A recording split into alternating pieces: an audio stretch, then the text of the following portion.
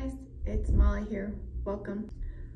A couple months ago, I got a Mother Millions plant at our local farmer's market, and it was actually right before the holidays, and then we went into the holidays and it never got transplanted out of this teeny tiny cup. It was actually very much smaller when I got it. I'll post pictures of it over here. It was such a sweet, cool gift because I've seen these in my friends' homes before, and I think they're really cool to watch grow. They're really funky, little succulent. They love the light. I've just been putting this in my window, and I have to rotate it probably every other day because it starts doing like, one of these. And it really loves the light, but it needs a bigger pot because it dries out so quickly in this. And it's been very forgiving because it is a succulent, but it's time for an upgrade. So today we're going to do that. If you're not familiar with the Mother Millions plant, they're really cool. They can get really tall and lanky. And one of the coolest features that I think, I don't know if you can see the little things growing off of the leaves, but those are the little babies for the Mother Millions. And all of these leaves will eventually be covered in these little pods that you can literally take off, put in the soil, and then grow another Mother Millions. I'm going to transfer this into here today, just a little bit bigger, but definitely quite a bit bigger compared to what it's in now. And this will give it room to grow for the next couple of months.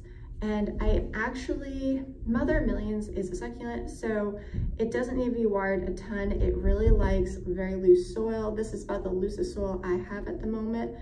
And I don't know if the camera will catch this, but I actually have a tiny, just single leaf of a string of hearts in there that it's rooted, but it hasn't grown any more plants yet. And I noticed that I kind of watered this little string of hearts around the same time I'm watering this. These two have been sitting next to each other for a while now.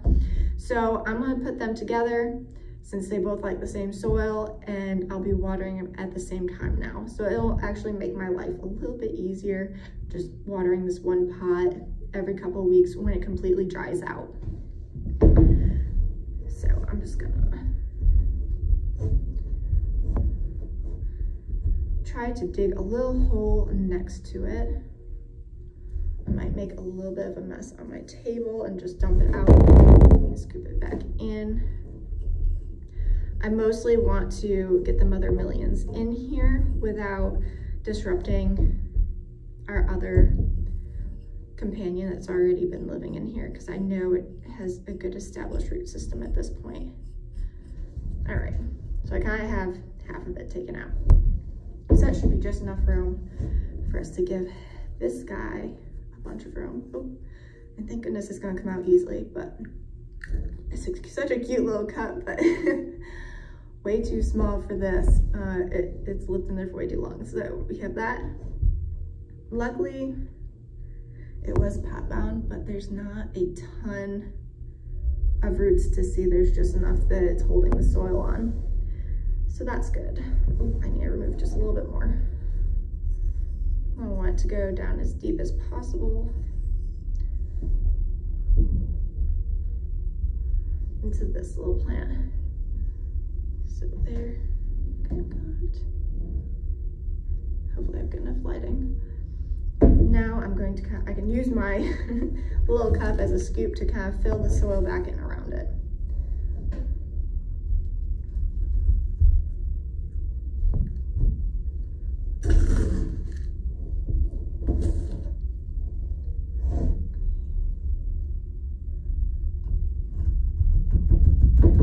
It is nice that I'm working with a nice dry soil, so this is making it a lot easier.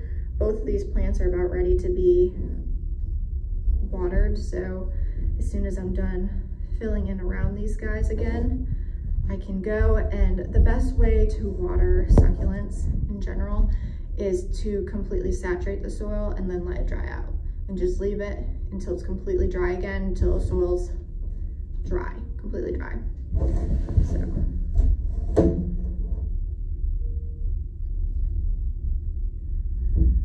If you guys have had a Mother Million plant before and gotten one started from one of these little leaflets, please let me know, because I just want to know how long it takes, and I just think that'd be so cool. And I mean, they gotta be super easy to propagate too, because I've seen them fall off of other people's plants. And what you'll do is you'll see one of these, but you'll see a bunch of little ones growing up next to it. And it's because those little leaflets like have fallen off over time and they just start growing. So they propagate very easily. I do know that. And I also think it's really cool because you can almost, you don't have to root these little leaves. You can kind of maybe see it just a tiny smidge, but there's roots that literally are growing off of them. So as soon as they fall off, they're ready to go. So there we are, our little friend, little string of hearts. Friend is still there. We'll see how it does, if it is a nice little companion plant and if it grows anymore. But yeah, I'll document this getting bigger over the next couple months because I know it's going to be super interesting, and I'll keep you guys posted. All right, so it's been about a month since I planted our Mother Millions into this pot, and this is just kind of the update. It's in a east, maybe slightly northeast facing window, and it stretches towards the light every day. I have to rotate it probably every 2 or 3 days because it starts doing one of these. And it has plenty of little babies on it coming up.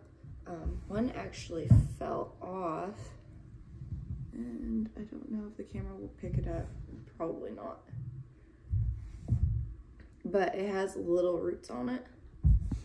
And I was thinking even maybe I might take one of these eventually. But I have our little cup that the original Mother Millions was actually in, and I filled it up with soil and I got it nice and damp, and I'm going to put our little Mother Millions in there. And that wasn't very hard because you just have to stick it slightly in the soil. Now you can see it better. And I'm actually going to put it in my little mini greenhouse that I have inside and see how it grows. I want to experiment and see if there's a way of growing it so it stays more compact instead of getting very leggy. Every single Mother Millions I've ever seen in person has gotten extremely tall and almost looks like a very leggy, like when you're gardening, when like your seedlings get really leggy. Like that's what this reminds me of. Like they just get so tall and they reach towards the light. So I want to see what happens if you have one where the light is closer. And there are drainage holes in the bottom, which is why I have bring it home because it's dripping everywhere. But anyway, now we have 2 Mother Millions to get updates on. Month 3 for this little guy here. If you guys remember our baby Mother Millions I popped into the soil, here it is. It's about 5 months since I repotted my Mother Millions. This is what it's looking like now. It doesn't look all more condensed. I said I was putting it in the little greenhouse. I think these things are just meant to grow as tall as they can. Their goal is to reach the light. But it's really starting to take off now and get tall. So that's that.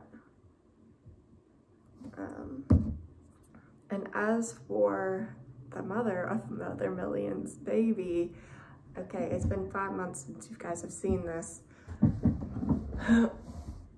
It is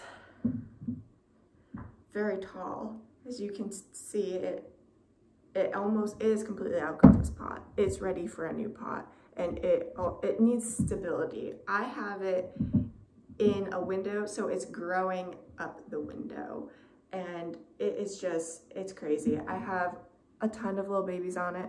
You can kind of see it. I have to support it because it will just snap, I feel like, if I let go of it. But they're so pretty. They have like little pink tips on it, and I just need to get little pots so that I can make a million of these things, because they are really cool and funky looking. Like their leaves had the jagged edges and they're just very edgy looking.